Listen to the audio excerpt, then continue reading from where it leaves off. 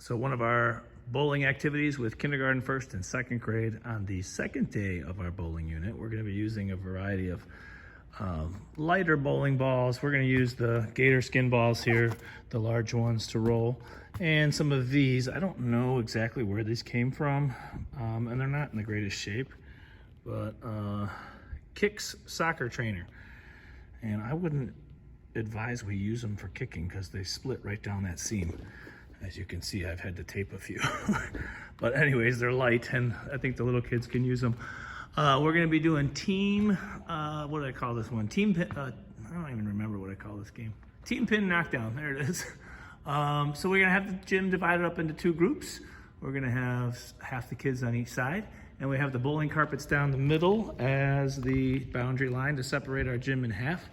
We're going to set up 20 pins on each side. This team's got 20 colored pins in their bucket or in their baby pool, and this team's got 20 white ones in their bucket.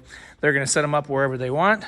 This team's going to set them up wherever they want, and then they're going to just roll from their half of the gym over into the other team's side in an attempt to knock the pins down.